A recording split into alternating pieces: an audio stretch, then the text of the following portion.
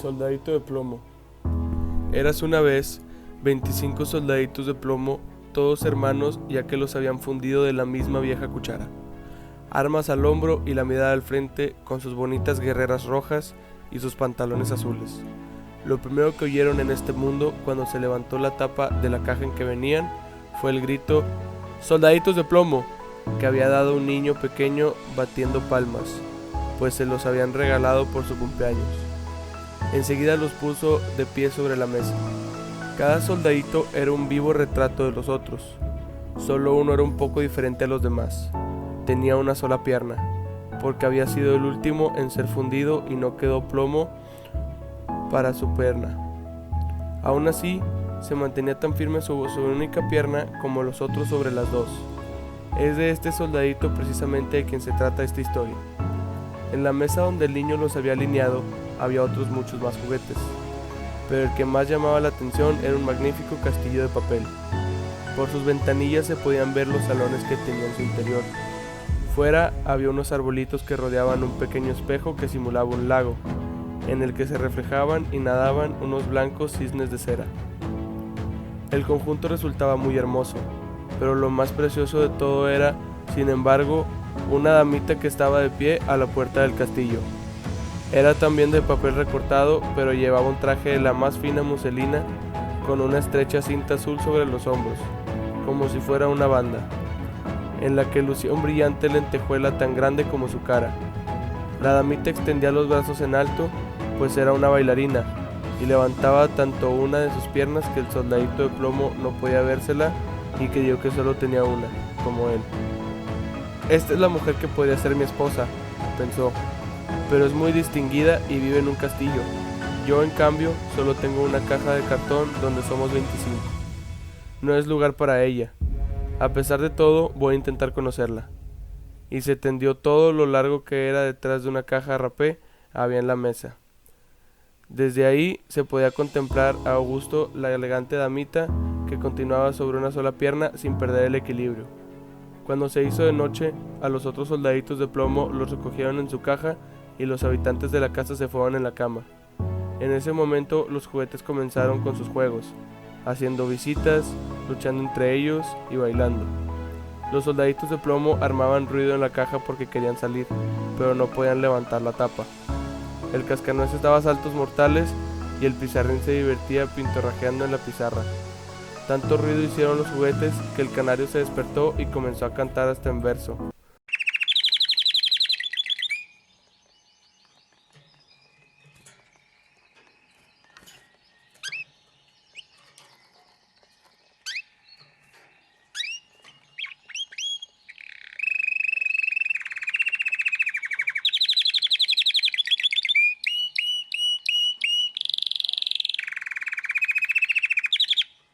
Los únicos que no se movieron siquiera fueron el soldadito de plomo y la pequeña bailarina. Ella se mantenía erguida de puntillas y con los brazos en alto. Él seguía igualmente firme sobre su única pierna y sin apartar un solo instante de ella sus ojos. Cuando el reloj dio las 12, ¡zas!, se abrió la tapa de la caja de rapé, pero ¿piensan ustedes que había tabaco en ella? No, ni mucho menos. Lo que ahí había era un duende negro, porque se trataba de una caja de bromas. «Soldadito de plomo», gritó el duende, «¿quieres dejar de mirar lo que no te importa?». Pero el soldadito de plomo se hizo el sordo. «Está bien, ya verás mañana», dijo el duende.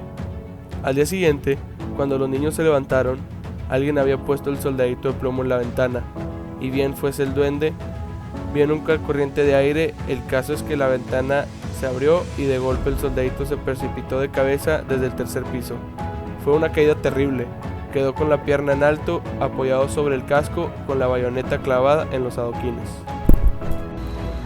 La criada y el niño bajaron apresuradamente a buscarlo, pero, aunque estuvieron a punto de pisarlo, no lo pudieron encontrar.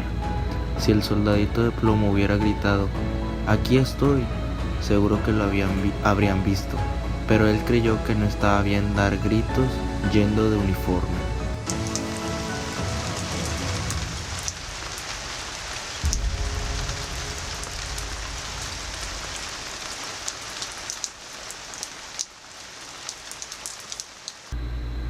Entonces empezó a llover y cada vez lo hacía con más fuerza, hasta que se convirtió en un aguacero torrencial.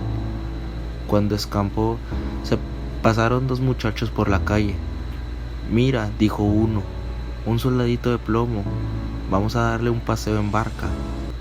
E hicieron un barco con un periódico, pusieron en él al soldadito de plomo, que se fue navegando arroyo abajo, mientras los 2 muchachos corrían a su lado dando palmadas. ¡Santo cielo! ¡Qué olas las del arroyo y qué corriente! Desde luego que había llovido con ganas. El barquito de papel saltaba arriba y abajo y a veces giraba con tanta rapidez que el soldadito de plomo sentía vértigos, pero se mantenía firme, sin inmutarse, vista al frente y el fusil al hombro. Porque es lo que un hombre hace. De pronto, una boca de alcantarilla, tan oscura como su propia caja de cartón, se tragó el barquichuelo. ¿A dónde irá a parar?, pensó. Apostaría a que el duende es el culpable. Si al menos la pequeña bailarina estuviera conmigo en el barco, no me importaría que fuese aún más oscuro. Al punto apareció una enorme rata de agua que vivía en la alcantarilla. ¿Tienes el pasaporte?, preguntó la rata. A ver el pasaporte. Pero el soldadito de plomo no contestó y apretó su fusil con más fuerza que nunca. El barco se deslizaba vertiginosamente, seguido de cerca por la rata. ¡Uy! Cómo rechinaba los dientes y chillaba el asqueroso animal. «Deténle, deténle, no ha pagado el peaje, no ha enseñado el pasaporte». Pero la corriente se hacía cada vez más rápida y el soldadito de plomo podía ya percibir la luz del día al fondo del túnel, pero a la vez escuchó un sonido atronador capaz de horrorizar al más pintado. Imaginaos, al acabar la alcantarilla, la cloaca desembocaba en un gran canal. Aquello era tan peligroso para el soldadito de plomo como para nosotros arriesgarnos a navegar por una gran catarata. Por entonces estaba ya tan cerca que no podía detenerse. El barco iba como una bala. El pobre soldadito de plomo se mantuvo tan firme como pudo. Nadie diría nunca de él que había pestañeado siquiera. El barco dio 3 o 4 vueltas, llenándose de agua hasta el borde. Estaba a punto de zozobrar al soldadito. Le llegaba el agua al cuello y el barquito se hundía más y más. El papel, de tan empapado como estaba, comenzaba a deshacerse hasta que el agua se cerró sobre la cabeza del soldadito de plomo, mientras que pensaba en la encantadora bailarina a la que no vería ya nunca más, y una antigua canción resonó en sus oídos.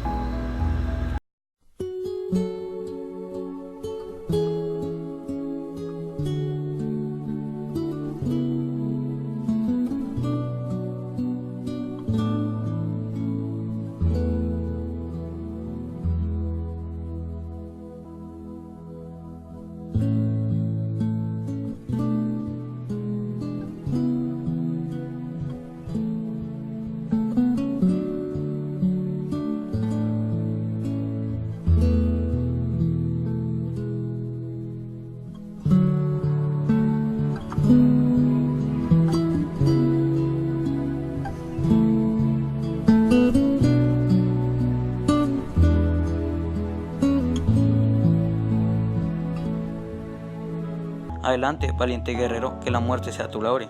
En aquel momento el papel acaba de rasgarse y el soldadito se hundió, pero justo entonces se lo trajo un gran pez. ¡Oh, qué oscuridad había dentro! Era peor que una alcantarilla y además más estrecho e incómodo, pero el soldadito de plomo se mantuvo firme, siempre con su fusil en el hombro tendido. Cuán largo era. El pescado agitaba haciendo las más extrañas contorsiones y dando unas vueltas terribles. Por fin se quedó quieto y cruzó por él como un rayo de luz. La luz brillaba mucho y alguien gritó: «Un soldado de plomo». El pez había sido pescado, llevado al mercado y vendido. Se encontraba ahora en la cocina, donde la sirvienta lo había abierto con un gran cuchillo. Cogió con 2 dedos un soldadito por la cintura y lo llevó a la sala, donde todos querían ver a aquel personaje tan importante que había viajado dentro de la barriga de un pez, pero el soldadito no estaba orgulloso. Lo pusieron de pie sobre la mesa y ahí, en fin, las cosas que pasan. El soldadito de plomo se encontraba en el mismo salón donde había estado antes.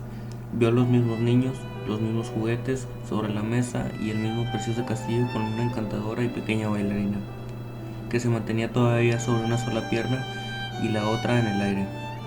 Ella había estado tan firme como él.